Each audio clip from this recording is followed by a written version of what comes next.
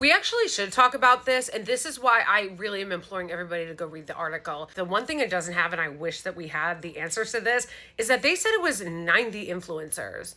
So they named some that we talked about in the previous video, but there's a lot that we don't know the names of that participated in this. Another reason why I'm bringing up, though, that I think it's a good idea to actually go through and read the article is because one of the things they talk about is the discrepancy between the Republicans and the Democrats and how they do political spending, how they are so much more advanced when it comes to political spending and messaging and their dark money groups and their networks and using digital media.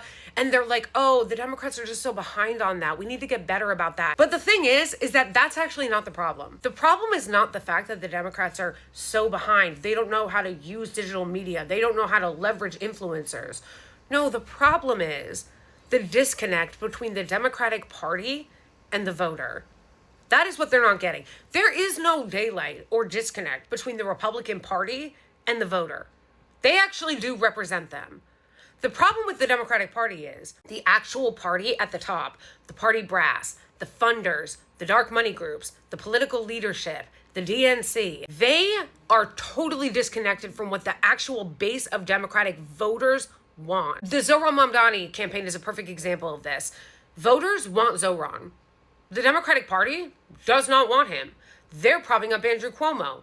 They're helping Andrew Cuomo. They're refusing to endorse Zohran because actually they really don't want anybody who is campaigning on the things that Zohran is campaigning on. Acknowledging the Palestinians' existence and saying that Palestinians should have rights. The Democrats don't want that. They just voted down a resolution at the DNC convention or conference to acknowledge Palestinian state or to recognize Palestinian statehood and to put an arms embargo on the Israeli regime. That's what the voters want. The Democratic voters, 92% of them. But the party voted it down. You see what I mean, the disconnect? The voters want Zohran. The party brass hate Zohran. The voters want Medicare for all. The party brass and the leadership does not. The voters want to defund Israel. The party brass and the donors and the people that actually run the party, the leaders, do not. The DNC do not. That is the problem. The problem is not that Democrats haven't been able to find their footing in the age of digital media. No, that's not it. The problem is the disconnect financially and in policy.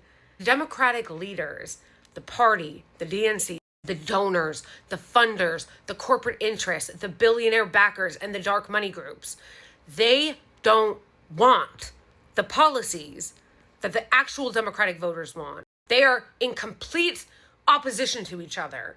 They don't want it. They hate it. So that is why they struggle.